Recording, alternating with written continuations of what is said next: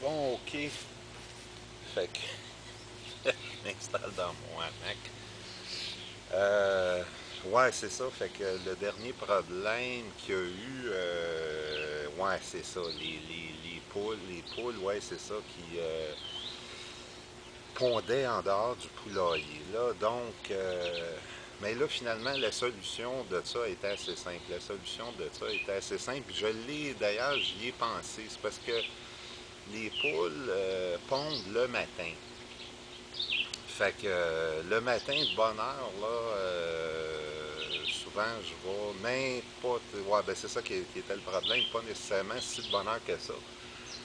Donc, pendant le matin, l'idée c'était d'aller, parce que moi je ferme le poulailler le soir là, pour empêcher les animaux, renards et ratons laveurs et tout ça, de rentrer dans le poulailler. J'enlève la descente, je mets la petite portière et fait que là, ils se retrouvent en dedans du poulailler et donc le matin, ils sont dans le poulailler et c'est ça que j'avais pensé, plus tard je les laisse sortir du poulailler, meilleures sont mes chances qu'ils aient pondu dans le poulailler parce qu'ils ont été une période qui ne pondaient pas dans le poulailler. Et j'y avais pondu évidemment dans l'endroit le plus ombrageux. J'avais parlé de ça, je pense, la dernière fois. Oui, ok, mais ça a duré une ou deux semaines de temps que j'étais obligé avec un râteau de tirer les œufs le matin pour déjeuner et tout ça. Et c'était vraiment loin, puis c'était assez acrobatique et tout ça. Je me dis, j'ai pas le goût de passer l'été à ramasser mes œufs de cette façon-là. Fait que, mais j'ai quand même appelé le couvoir ce matin là, pour.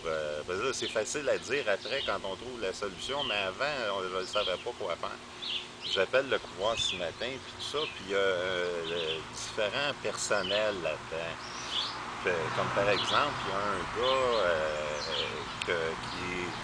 Souvent, il y a des familles qui. Parce que le comptoir en avant, j'ai l'impression que c'est peut-être moins commercial. Là, en arrière, là, puis ils ont des installations, puis tout, probablement que des producteurs professionnels qui arrivent, là, ils vont pas au petit comptoir en avant comme moi, là.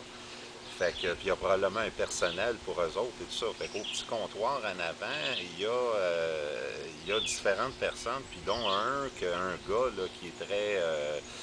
Bon, il y a souvent des familles qui arrivent là avec les enfants, puis ils viennent de s'acheter des poules, puis tout ça, puis tout le monde est excité, puis lui, il a le tour de rendre ça. Il raconte des petites histoires qui peuvent arriver les premiers jours avec les poules et tout ça, puis là, les enfants sortent de là, tout excités.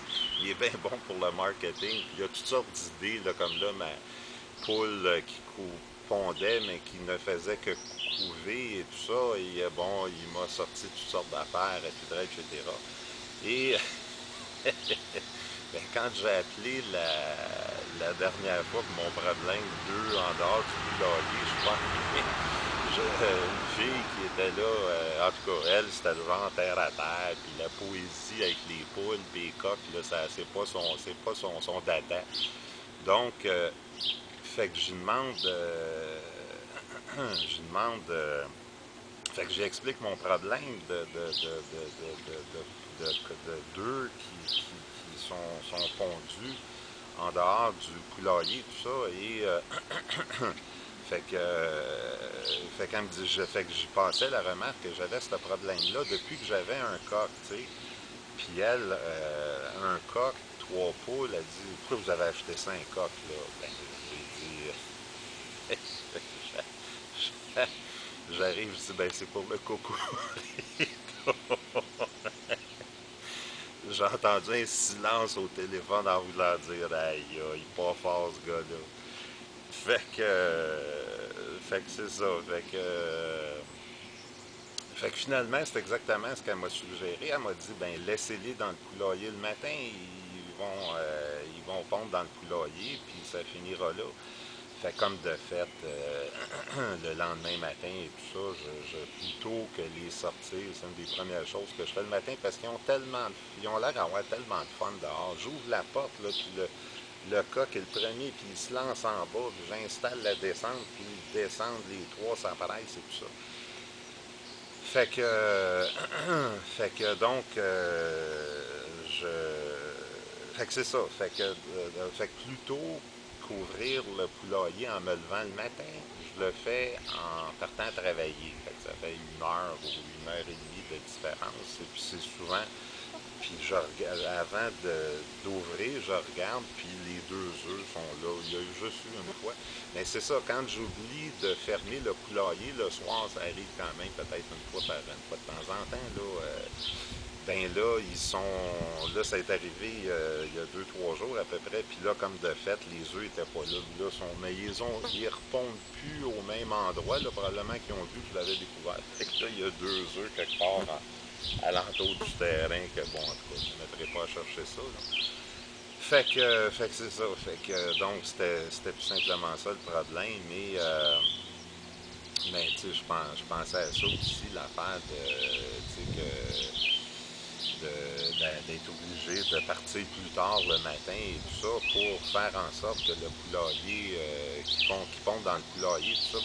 Mais par contre, je me voyais mal expliquer ça dans le métier que je fais, d'arriver, mettons, à la cour en retard à cause de ça, puis expliquer, mettons, au juge ou à qui que ce soit, de dire, ben écoutez, là, c'est parce que mes œufs, mes poules pondent à l'extérieur du poulailler, puis il fallait que j'arrive un peu plus tard pour les amener à pondre à l'intérieur du poulailler et tout ça.